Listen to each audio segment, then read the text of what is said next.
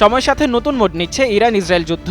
এরই মধ্যে এই যুদ্ধ নিয়ে নিজেদের অবস্থান জানান দিয়েছেন বিশ্বের শক্তিশালী দেশগুলো। এবার মধ্যপ্রাচ্য একটি দূরপাল্লার নজরদারি বিমানও আকাশ থেকে আকাশে নিক্ষেপণযোগ্য ক্ষেপণাস্ত্র পাঠাচ্ছে অস্ট্রেলিয়া। মঙ্গলবার এক সংবাদ সম্মেলনে অস্ট্রেলিয়ার প্রধানমন্ত্রী অ্যান্থনি আলবানিজ এই ঘোষণা দেন। বলেন, মধ্যপ্রাচ্যের ইরানের সঙ্গে সংঘাত এক সপ্তাহ আগে শুরু হয়েছে এবং ইরানের পাল্টা হামলার মাত্রা ও গভীরতা বেড়েই চলেছে। সাইপ্রাস থেকে শুরু করে উপসাগরীয় অঞ্চল পর্যন্ত মোট 12টি দেশ বর্তমানে লক্ষ্যবস্তু হচ্ছে।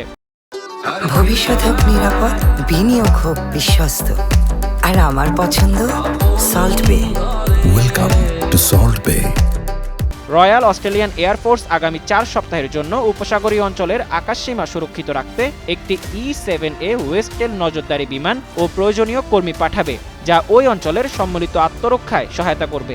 সংযুক্ত আরব আমিরাতের প্রেসিডেন্ট মোহাম্মদ বিন জায়েদ আল নাহিনের সঙ্গে এক ফোন আলাপের পর আলবানিজ ঘোষণা করেন, অস্ট্রেলিয়া দেশটিতে উন্নতমানের মাঝারি পাল্লার আকাশ থেকে আকাশে নিক্ষেপণযোগ্য ক্ষেপণাস্ত্র পাঠাবে। মধ্যপ্রাচ্যে বসবাসরত 1,15,000 অস্ট্রেলীয় নাগরিকদের নিরাপত্তার কথা উল্লেখ করে আলবানিজ বলেন, এদের মধ্যে প্রায় 24,000 মানুষ সংযুক্ত আরব আমিরাতে রয়েছেন, যাদের সুরক্ষা নিশ্চিত করা এই সামরিক সরঞ্জাম মোতায়েনের অন্যতম প্রধান কারণ। এদিকে সরকারের এই সিদ্ধান্তের তীব্র সমালোচনা করেছে দেশটির বিরোধী দল গ্রিনস পার্টি। তাদের মতে এর ফলে অস্ট্রেলিয়া আবারও যুক্তরাষ্ট্রের নেতৃত্বে কোনো চিরস্থায়ী যুদ্ধে জড়িয়ে পড়ার ঝুঁকিতে পড়বে।